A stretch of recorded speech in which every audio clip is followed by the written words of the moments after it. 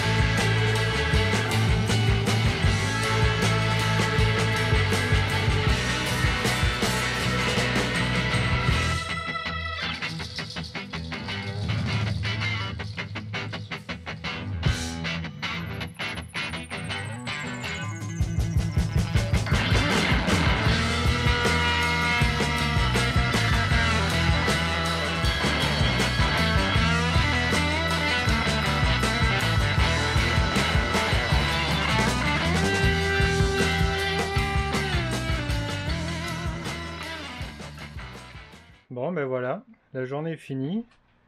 Je suis plutôt content du résultat pour ma première porte. C'est assez simple à faire, hein. C'est les petites planches là, comme je vous ai dit, rainurées, languettées. On les emboîte l'une dans l'autre, bien comme il faut. On serre bien. Ensuite de l'autre côté, on met les petits tasseaux là. On vise directement à chaque fois dans une planche en quinconce. Donc je vous montrerai sur le chalet directement. Donc on visse en quinconce. Pourquoi on visse en quinconce de l'autre côté? Parce que comme après on met les charnières, là, ces grosses charnières, je sais pas exactement comment ça s'appelle, et là on visse au milieu. Donc de l'autre côté, on se retrouve, hop, je sais pas si on va voir, et du coup on se retrouve au milieu de ce montant là. Donc les autres, c'est pour ça qu'il faut les mettre en quinconce. Bon là, sur deux bouts, comme j'ai pas fait de pré-trou et que je suis allé un peu visser fort, un peu trop sur le bord, ça a un petit peu éclaté le bois, mais c'est pas très grave. Je mettrai de la colle. De toute façon, ça tient sur de partout.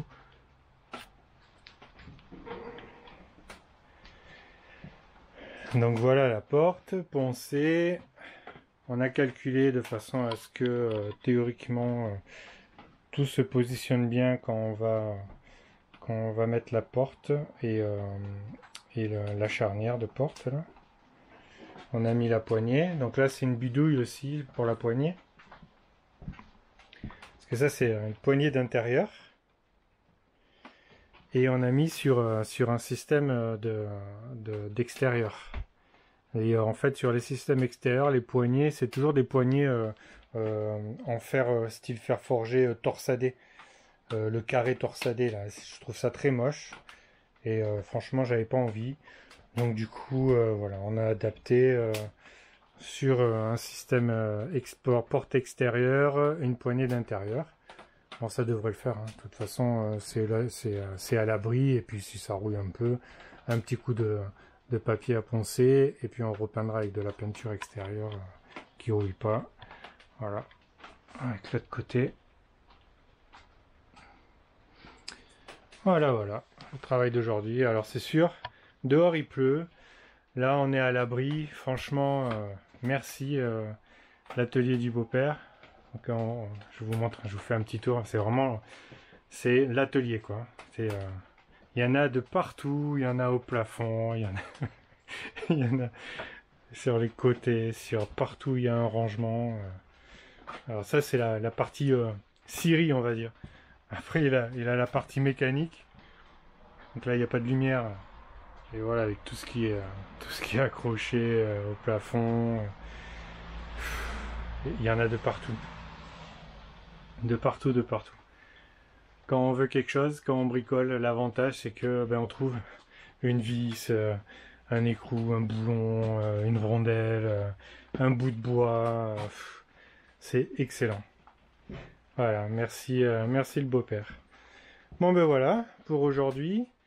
Donc la prochaine fois, on monte la porte sur le terrain.